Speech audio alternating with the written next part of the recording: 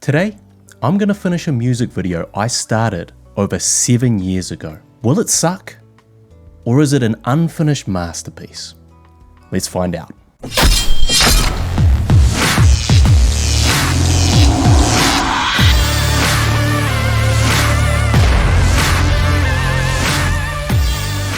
What is the worst thing you can do as an indie filmmaker? It's not asking people to work for free. It's not paying people an exposure. It's not even making a film that sucks. Oh, hi, Mark.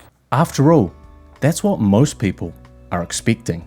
The worst thing you could do as an indie filmmaker is not finish your film. You see, it's one thing to ask for people's time and skill and effort, but if you ask for all of those things and don't even finish the project, well, it's a bit of a slap in the face to all of those people. Unfortunately, creating an unfinished film project is almost a rite of passage for indie filmmakers and one of the most common traps we fall into. Even though it's never been easier to make a film, making a film is actually still really hard. Well, duh. The road to filmmaking hell is paved with good intentions. The indie filmmaking scene is a boulevard of broken dreams in the form of unfinished projects. Half completing a project is all too common. We can't make the film with them. Not the film you want to make. I've been making movies for 20 years now, and while this statement throws me into an inevitable existential crisis, my stats are pretty good. I mean, many of my projects have taken years and years to complete, but I'm proud to say in all that time, I've only really left 2 projects unfinished. Today, it's time to right one of these wrongs. The year 2016. A fresh-faced 33-year-old Guy Pigden was working on his second feature film, Older, links in the description. And he was collaborating with Matt Caritas, an amazing composer who would ultimately be part of the team scoring this film. One of the tracks from the film was going to be a song by Talia Caritas, a supremely talented singer-songwriter in her own right. And it was this particular song, titled The Only Ones, which seemed to be the perfect fit for one of the film's pivotal scenes. I pitched the idea to Talia and Matt about creating a music video for it and then using this video as a promotional piece of marketing material for the film, while also acting as a video single which could be used on a potential album. Talia was also based in my hometown of Dunedin, where I grew up and where I shot my first feature film, I Survived the Zombie Holocaust. Now, not only would this be an opportunity to return to my roots, but also reunite with my director of photography, John Wilson, to film it and provide a love letter to my hometown, filming at some of its most iconic spots. It was all just too perfect. I mean, what could possibly go wrong? That's the signal! I created a treatment around the idea of Talia performing whilst being haunted by the ghost of her past relationship. The idea that this memory of her former boyfriend was something that was quite literally following her until she could finally let it go when she bumped into her ex with a new partner. I liaised with John and Talia and arranged to film over the course of a couple of days. I booked my tickets and flew down with very high hopes. This would be, as usual, a very low budget shoot with basically a few $100s to cover catering and makeup and a little bit of location hire, but with minimal gear and relying on the chosen locations to add the production value needed. And we would film this on the Canon C100. But no sooner than when I had touched down, I was quickly reminded why Dunedin is not commonly used as a filming destination. As we went up to the lookout at our first location, an ominous bank of clouds began to roll in, and only a few takes in, we had to abandon the location as a full-blown storm started arriving complete with pouring rain. This bad weather lasted across the entire afternoon and into the night shoot, ruining locations and shots, and meaning that many of the exterior locations became completely unusable and miserably cold. It was just one of those nights where nothing went right and most things went slightly wrong. We finished the following morning, but I had a sinking feeling that the shoot had not gone well. The second day went much the same as the first, with punishing weather sabotaging the best shots and locations, and I wrapped the shoot with an impending sense of doom. Let's be clear, I'm used to things going wrong on set. In fact, sometimes it feels like the default on-set experience is trying to manage things going wrong. That's just the nature of filmmaking, especially with no budget. But this was different. I returned to Auckland concerned and disheartened, and as I reviewed the footage, my ominous feelings were confirmed. It was clear due to the weather that we just did not have quite enough footage to make a good video. The story I wanted to tell had fallen apart because so many shots had to be abandoned, and my love letter to Dunedin was just a soggy wet weather disaster. If I wanted to salvage the shoot, I needed to fly back to Dunedin and do another shoot, filling in all the gaps the bad weather and bad luck had originally caused. Now, this blew out the non-existent budget completely, and John, my DOP, was no longer available for the next shoot.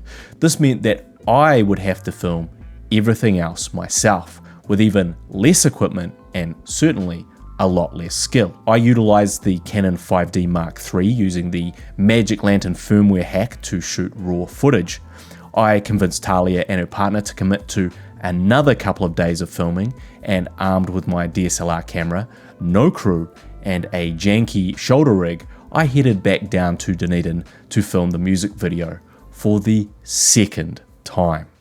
This time I decided not to tempt the filmmaking gods by trying to film Dunedin's beautifully rugged scenery, but instead opted to film interior shots in some mysterious and interesting locations, along with filming at my parents' house, catching up on many pickup shots that were missed on the disastrous first shoot. Without having to battle the weather, the second shoot went much better and we got some really promising footage, and although difficult given my constraints, I was much happier with what was filmed.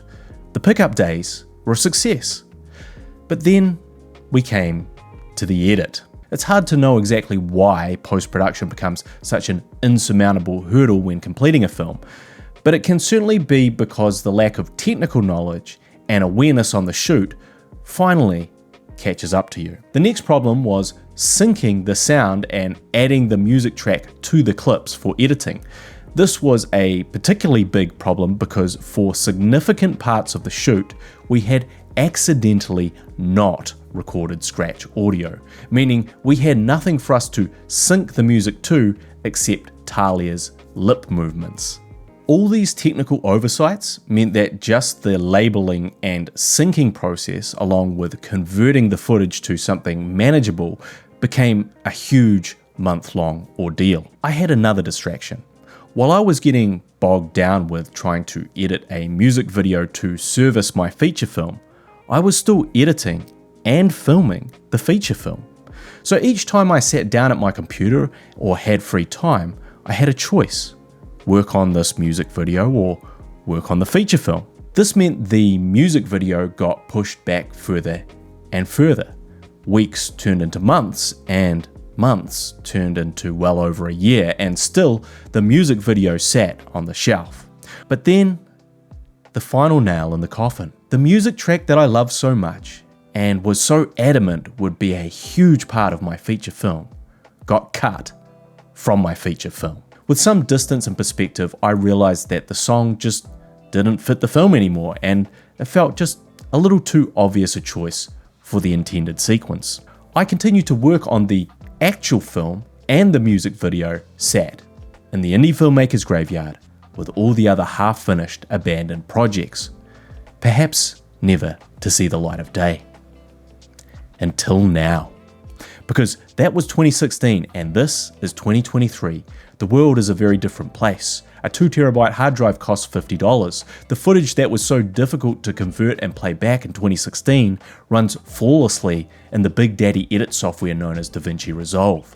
But most importantly, I have an editor now. Hi Sam. So I thought it would be a fascinating exercise to finally resurrect this forgotten music video.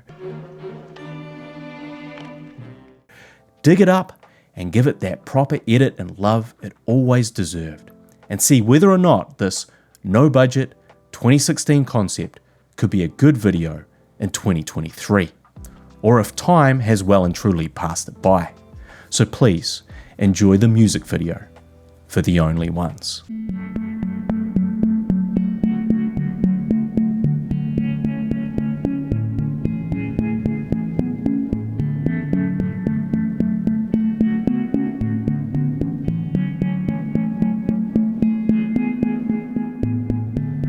Slam the door, I don't wanna fight you anymore. You said you'd call, but we'll both be strangers by the fall. We are the only ones who know. We are the only ones who know.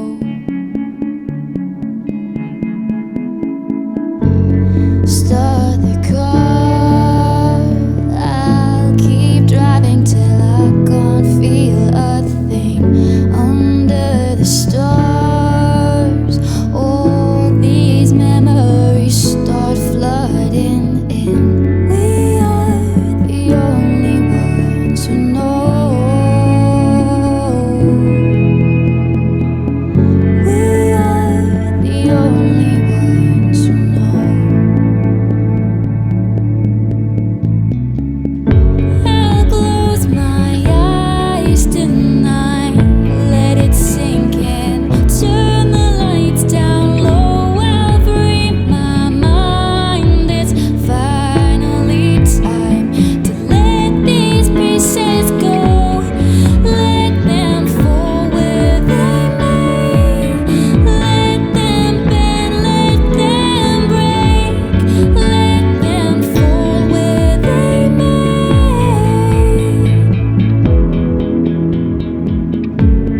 Turn the page, learn from all of the mistakes I've made.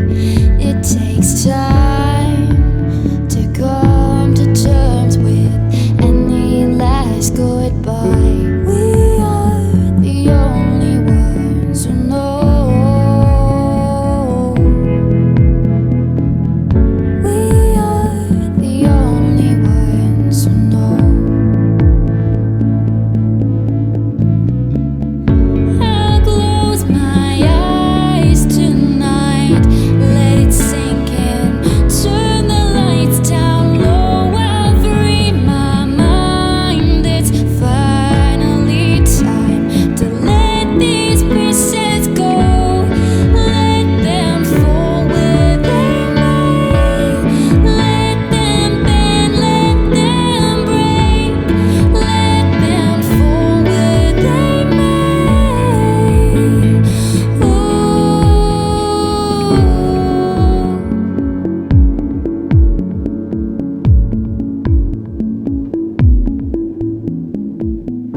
I'll close my eyes tonight, let it sink in.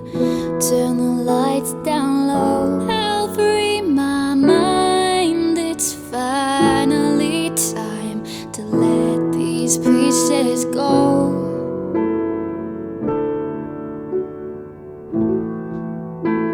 To let these pieces go.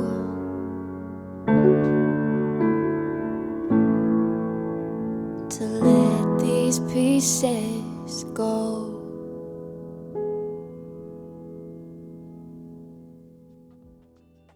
So what did you think? Was it worth the time and effort, or just better left in the past? Leave your thoughts in the comments, and please let me know what your abandoned filmmaking project is, because I think we all have a few. If you enjoyed this video and want to learn more about how to make movies as a one-person crew and indie filmmaker, you can check out my documentary masterclass in the description. For a preview of it, check out the free version in the video beside me. As always, I am the Savage Filmmaker, and I'll see you when I see you.